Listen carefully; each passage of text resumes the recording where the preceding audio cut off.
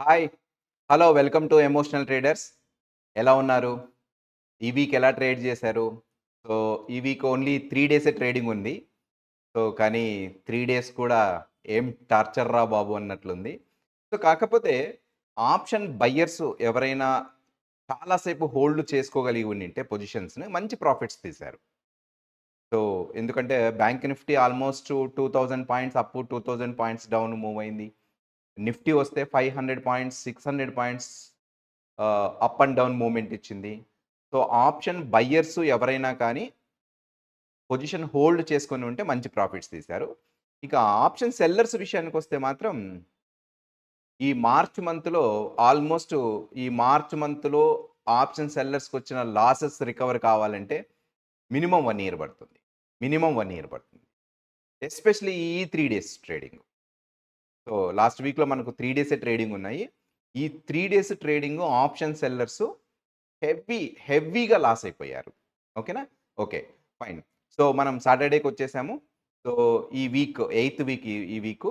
So, ఈ week మన trades ఎలా ఉన్నాయి? వాటి యొక్క పి అండ్ ఎల్స్ ఎలా ఉన్నాయనేది ఒక్కసారి చెక్ చేసుకుందాం. ఓకే. ఇవి నా పొజిషన్స్ అండి. సో, నేను బ్యాంక్ నిఫ్టీలో ట్రేడ్ చేశాను. ఓకే. సో, ఈ వీకు స్టాక్స్ తీసుకోలేదు. సో, ఎందుకు తీసుకోలేదో తర్వాత చెప్తాను. సో, ఈ వీక్ వచ్చేసి నేను బ్యాంక్ నిఫ్టీలో కొన్ని ట్రేడ్స్ తీసుకున్నాను. సో, స్టిల్ ఈ పొజిషన్స్ అనేటువంటిది నేను ఇంకా ఓపెన్‌లోనే ఉన్నాను. సో, కరెంట్‌లీ ఔట్‌స్టాండింగ్ ఇది యాక్చువల్‌గా నేను క్లోజ్ చేసేటప్పటికి 22,000 ప్రాఫిట్ చూపిస్తూ ఉండే. కానీ ఇప్పుడెందుకో ఇంకా 19,000 చూపిస్తుంది. బట్ పొజిషన్స్ స్టిల్ ఓపెన్‌లోనే ఉన్నాయి. ఈ పొజిషన్స్‌ను నేను క్లోజ్ చేయలేదు. ఓకే. ఓపెన్‌లోనే పెట్టాను. మండే క్లోజ్ చేస్తాను. ఓకే. సో, ఈ ట్రేడ్స్ ఏంటి అంటే, నేను ఈ ట్రేడ్స్ తీసుకున్న తర్వాత బ్యాంక్ నిఫ్టీ ఆల్మోస్ట్ 1300 పాయింట్స్ పడింది. తర్వాత ఆల్మోస్ట్ ఒక 2000 పాయింట్స్ పెరిగింది. సో, మళ్ళీ ఆల్మోస్ట్ ఒక 1700 పాయింట్స్ పడింది. మళ్ళీ ఒక 2000 పాయింట్స్ పెరిగింది. అయినప్పటికీ కూడాను నేను ఏమైతే పొజిషన్స్ తీసుకున్నానో అవి నేను ఎటువంటి అడ్జస్ట్‌మెంట్స్ చేయలేదు. పొజిషన్స్‌ని క్లోజు చేయలేదు. ఓకే. సో, వీటి యొక్క ప్రాఫిట్స్ ఎలా వచ్చిందంటే ఆల్మోస్ట్ ఫస్ట్ ప్లస్ 26,000 వరకు వెళ్ళింది ప్రాఫిట్టు. నేను క్లోజ్ చేయలేదు. తర్వాత ప్లస్ 26 నుంచి ఆల్మోస్ట్ మైనస్ 3,000కెళ్ళింది. ఈ ప్లస్ 26 కంటే ముందు ఆల్మోస్ట్ 7,000 లాస్‌లో ఉన్నింది. 7,000 లాసు, తర్వాత 26,000 ప్రాఫిట్టు, మళ్ళీ -3,000, మళ్ళీ -3,000 నుంచి ఇప్పుడు +22,000 ఎళ్ళింది. సో, ఇదెందుకో మరి ఈ క్లోజింగ్ యావరేజ్ చేయడం వల్ల ఇది 20,000 వరకు చూపిస్తా ఉంది. ఓకే. సో, నేను మళ్ళీ చెప్తున్నాను, ఈ ట్రేడ్స్ అనేటువంటిది కేవలం ఎడ్యుకేషనల్ పర్పస్ కోసం మాత్రమే. ఎట్టి పరిస్థితుల్లో మీరు ఈ ట్రేడ్స్ తీసుకోవద్దండి. ఓకే. ఫైన్. సో, ఈ ట్రేడ్స్ నేనెప్పుడు బయటకొస్తాను? మీరనుకోవచ్చు, ఇక్కడ +26,000 వచ్చినప్పుడు అది మంచి ప్రాఫిట్ కదా! అది మీరు ఎగ్జిట్ కావచ్చు కదా! అని. ఓకే. సో, నేనేం చేశానంటే, నేను ఒక ఫ్రేమ్‌వర్క్ సెటప్ చేసుకున్నా. ఓకే. నేనొక ఫ్రేమ్‌వర్క్ సెటప్ చేసుకొని, ఈ ఫ్రేమ్‌వర్క్‌లో ఈ పొజిషన్స్ తీసుకునేటప్పుడు నా ఐడియాలజీ ఎలా ఉన్నిందంటే, సో, ఇన్ కేస్ -10,000 వస్తే బుక్ చేద్దాము. లేదు +30,000 వచ్చినా బుక్ చేద్దాము. సో, ఇదొచ్చేసి ప్రాఫిట్ బేస్డ్ ఎగ్జిట్ అనమాట. ఓకే. సో, -10,000 +30,000 అనేటువంటిది ప్రాఫిట్ బేస్డ్ ఎగ్జిట్. అలాగే నేను ఇండెక్స్ బేస్డ్ ఎగ్జిట్ కూడా తీసుకుంటాను. అంటే నా రేంజ్ వచ్చేసి ఒకవేళ బ్యాంక్ నిఫ్టీ 53,000కి వెళ్ళినా నేను ఎగ్జిట్ అవుతాను. లేదు బ్యాంక్ నిఫ్టీ 49,000కి వెళ్ళినా నేను ఎగ్జిట్ అవుతాను. సో, ఇదొచ్చేసి ఇండెక్స్ బేస్డ్ ఎగ్జిట్. అంటే నా ఫ్రేమ్‌వర్క్‌లో నేను పెట్టుకున్నవి. సో, ఇదొచ్చేసి ప్రాఫిట్ బేస్డ్ ఎగ్జిట్. ఇదొచ్చేసి ఇండెక్స్ బేస్డ్ ఎగ్జిట్. సో, అదే విధంగా నేను టైమ్ బేస్డ్ ఎగ్జిట్ ఆల్సో పెట్టుకున్నాను. అంటే మాక్సిమం 4-5 డేస్ మాత్రమే ఈ పొజిషన్‌లో ఉండాలి. తర్వాత ఈ పొజిషన్ తీసేయాలి అని. మామూలుగా అయితే నేను ఫ్రైడేకి క్లోజ్ చేసిండేవాడిని. ఫ్రైడే మార్కెట్ లేదు. అందులోనూ ఇది చాలా చిన్న వీక్. ఓన్లీ 3 ట్రేడింగ్ సెషన్స్ మాత్రమే ఉండడం వల్ల నేను ఈ పొజిషన్ క్లోజ్ చేయలేకపోయాను. సో, ప్రాబబుల్లీ మండే రోజు నేను ఈ ప్రాఫిట్ బేస్డ్ ఎగ్జిట్ అన్నా అవుతాను. లేదంటే ఈ ఇండెక్స్ బేస్డ్ ఎగ్జిట్ అన్నా అవుతాను. లేదంటే వరస్ట్ కేస్‌లో టైమ్ బేస్డ్ ఎగ్జిట్ అన్నా అయిపోతాను. ఓకే. సో, ఇది నేను ఈ వీక్స్ చేసినటువంటి ట్రేడ్స్. సో, ఏం లేదు ఈ ట్రేడ్స్ ఏం లేదు. ఇట్ ఈస్ నథింగ్ బట్ స్ట్రాంగిల్ అండి. ఓకే. సో, పీఈని సెల్ చేశాను, సీఈని సెల్ చేశాను. ఓకే. ఫైన్. ఇంకా మీ అందరికీ తెలిసిన విషయమే. నేను ఆల్మోస్ట్ ఐటీబీస్ కూడా హోల్డ్ చేస్తున్నాను. ఆ ఐటీబీస్ పొజిషన్ ఎలా ఉందో ఒక్కసారి చెక్ చేసుకుందాము. సో, ఐటీబీస్ ఆల్మోస్ట్ థర్స్‌డే రోజు ఆల్మోస్ట్ 44,000 వరకు కూడా ప్రాఫిట్ వచ్చింది. సో, అంటే ఇప్పుడు ఒక 40,000 చూపిస్తోంది. సో, అంటే ఆల్మోస్ట్ 4.22%. నేను 5% గాని లేదంటే 50,000 ప్రాఫిట్ వస్తే ఎగ్జిట్ అవుదామని చూస్తున్నాను. ఇది ఆల్మోస్ట్ ఇప్పుడు మనం 3 వీక్స్ నుంచి హోల్డ్ చేస్తున్నాం. సో, 3 వీక్స్ నుంచి హోల్డ్ చేస్తున్నాం కాబట్టి, సో, ఓన్లీ ఈ ప్రాఫిట్‌తో నేను బయటికి రావడం ఇష్టం లేదు. అట్‌లీస్ట్ ఒక 50,000 అన్నా దీంట్లో బుక్ చేద్దాము అని చెప్పేసి నేను వెయిట్ చేస్తున్నా. ఇది కూడా చాలా ఎళ్ళింది. ఇది చూడండి, ఫస్ట్ +30,000కెళ్ళింది. సో, మళ్ళీ -4,000 వరకు వెళ్ళింది.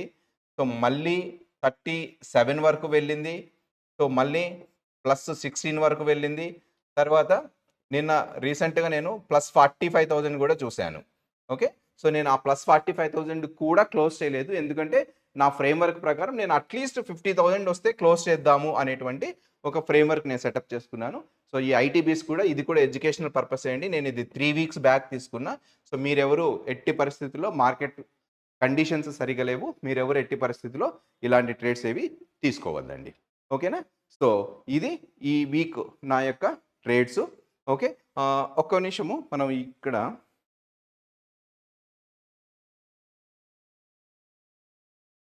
జస్ట్ మీకు ఒకటి క్లారిఫై చేస్తాను. Reports, P and L report. So, March 29 నుంచి సో, ఏప్రిల్ 4 వరకు ఈక్విటీ చూసుకుంటే చూడండి, నేను ఎటువంటి పొజిషన్స్ ఈక్విటీలో ఎటువంటి పొజిషన్స్ తీసుకోలేదు. ఓకే. సో, ఎందుకంటే మార్కెట్ చాలా వరస్ట్‌గా ఉంది. అందుకని సో, మేబీ ఈ కమింగ్ వీక్‌లో కూడా నేను పొజిషన్స్ తీసుకోకపోవచ్చు ఎక్కడ ఈక్విటీస్‌లో. ఓకే. సో, అదే విధంగా మనము దీన్ని ఎఫ్&ఓలోకొస్తే ఎఫ్&ఓలో కూడా నేనేం ట్రేడ్స్ తీసుకోవట్లేదు. చూడండి, ఇది ఓన్లీ నేను ఇప్పుడు తీసుకున్నటువంటి ట్రేడ్స్ యొక్క ట్రాన్సాక్షన్స్ అంతే. సో, నా అన్‌రియలైజ్డ్ పి&ఎల్ అనేది అంటే నేనేమైతే చూపించానో అది మాత్రమే ఉంది. అన్‌రియలైజ్డ్ పి&ఎల్ 19,000 ఆల్మోస్ట్ 20,000 ఉంది. ఓకే. సో, ఇది నేను ఇంతకుముందు మీకు చెప్పినట్లుగా నేను ప్రాబబుల్లీ మండే అలా క్లోజ్ చేస్తాను. Okay. So, this is all about my trades. Okay. Fine. ఇంకా మనకు ఒక ఫాలోవర్ ఉన్నాడు. రాజేష్ అని చెప్పేసి ఒక ఫాలోవరు. చాలా మంచి అబ్బాయి. అంటే ఆ అబ్బాయితో నేను పర్సనల్‌గా కూడా మాట్లాడాను. మేము ఫోన్ కన్వర్జేషన్ కూడా ఉంది. సో, అతను రెగ్యులర్‌గా కామెంట్స్ చేస్తూ ఉంటాడు నా వీడియోస్‌కి. మంచి పాజిటివ్ కామెంట్స్ చేస్తూ ఉంటాడు. అతను చాలా సార్లు సార్ మీరు ఏ స్ట్రాటజీ యూజ్ చేస్తారు? లేదంటే స్టాక్స్‌ని ఎలా సెలెక్ట్ చేసుకుంటారు? అని కామెంట్స్‌లో అడిగాడు. నేను అవి చెప్తానని చెప్పాను. కానీ నేనేంటంటే రాజేష్‌కు ఒకవేళ పర్సనల్‌గా మీట్ అయినప్పుడు చెప్తాను. లేదంటే ఫోన్ చేసినప్పుడు గానీ అతనికి ఏదైనా హెల్ప్ కావాలంటే స్ట్రాటజీస్ విషయంలో నేను చేస్తాను. సో, నేను ఎందుకు ఇక్కడ స్ట్రాటజీస్ ఇవి ఎక్స్‌ప్లెయిన్ చేయట్లేదు అంటే, ఇప్పుడు మీరు చూస్తున్నారు మార్చ్ మంత్ అంతా చాలా వాలటైల్ మంత్. మార్చ్ 4 వీక్స్ నేను ప్రాఫిట్స్ తీశాను. కానీ ఇక్కడ ఇంతకుముందు వీడియోస్‌లో చెప్పినట్లు ఇది స్ట్రాటజీస్ వల్ల వచ్చిన ప్రాఫిట్ కాదు. అంటే ఆఫ్‌కోర్స్ స్ట్రాటజీస్ ఉన్నాయి.